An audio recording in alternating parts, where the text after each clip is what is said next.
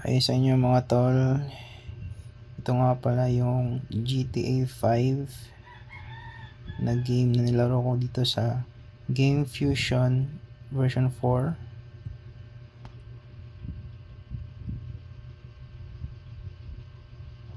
Ang gamit ko pala ay Honor 200 Pro na may Snapdragon 8s Gen 3 na processor na may 12 gigs of RAM. Ito yung gameplay niya.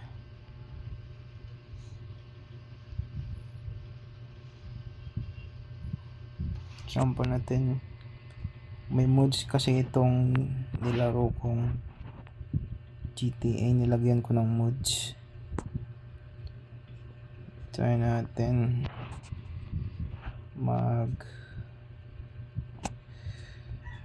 teka,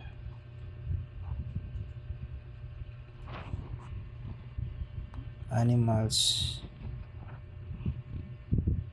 Try natin maging chimpanzee. Ito, astig niya ito. Subukan nga natin.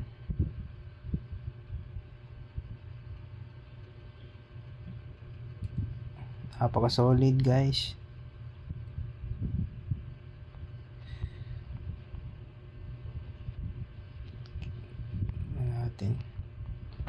Back muna natin to, or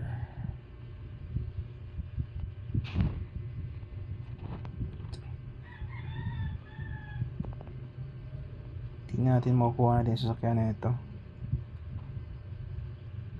Grabe, kupal. Pak, ilabanan tayo.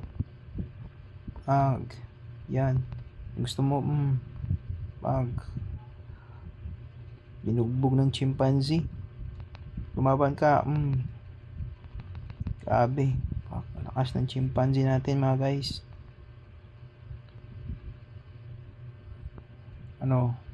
Sino pong papala dyan? Wait, palitan ulit natin.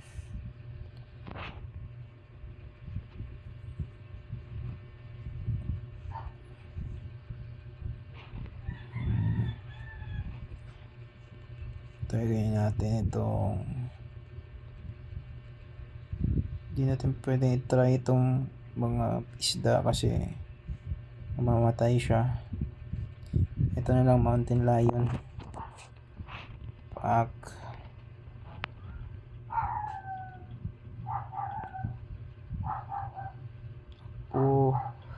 Kainin kung sinong makain.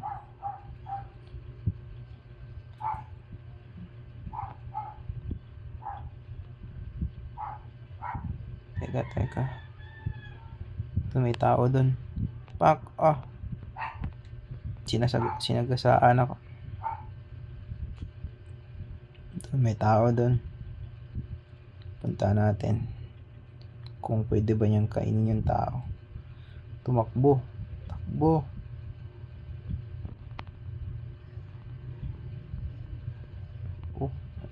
Kinain nga yung tao.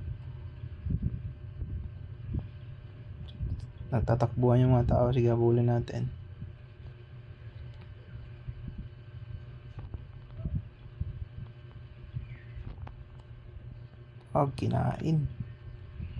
Kinain ang damo. Gabi. Okay, yun lang muna guys. I-back muna natin. Ito nga pala yung yung set, yung ginawa kong kinustomize ko na control niya. Back muna natin. Exit.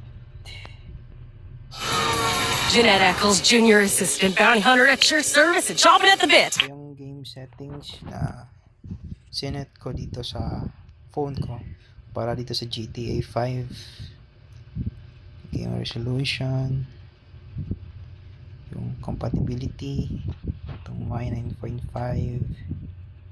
itong turnip, pwede nyo palitan to, pwede nyo gawing system driver lang gusto nyo. Ito version, itong version na pinaka-swak gamitin na DXVK. Yan. So, yun lang guys. Salamat po sa panonood.